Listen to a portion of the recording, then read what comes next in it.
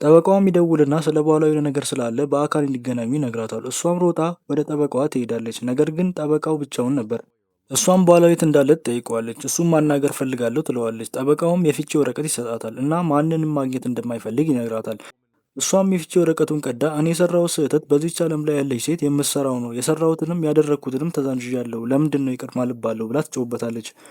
ጠበቃውም ባሏ ሊያገኛት እንደማይፈልግ ይነግራታል እና የፍቺ ወረቀቱን ማፈረም ከሆነ ክስ ሊመጣባት እንደሚችል ያስረዳታል። እሷም ጠበቃዋን የባሏን አድራሻ ከነገራት በጣም ትልቅ ገንዘብ እንደምትሰጠው ትነግረዋለች። ነገር ግን እሱ አድራሻውን እንደማያውቅ ይነግራታል። በዚህ መሃል ፖሊሶች ደውለው የባሏን እቃዎች እንዳገኙ ይነግሯታል። እሷም ደስ ብሏት ወደዛ ትሄዳለች። የባሏንም ስልክ ይሰጧታል። ቻርጅ አርጋ ስትከፍተው ያየችውን ማመን አልቻለችም። ውሽማዋ ከመተዋወቃቸው ጊዜ ጀምሮ ለባሏ ፎቶዎችንና የምትጻጻፈውን ቴክስቶች ሁሉ ይልክለት ነበር። ባሏ ግን ምንም መልሶ ጽፎ አያውቅም።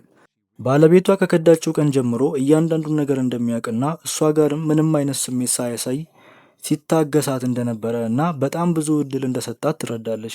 ነገር ግን በጊዜው አልገባትም ነበር። ውሽማዋንም ወደ ቤት ትጠራዋለች። ውሽሜም በመጨረሻ እቺን ሀብታም ሴት እና ገንዘቧን የራሱ እንደሚያደርግ ይሰማዋል። በቤትም ሆኖ ሰራተኞችን እንደ አባወራ ሁሉንም ነገር እንዲቀይሩ ያዛቸዋል። እሷም ቤት ስትመጣ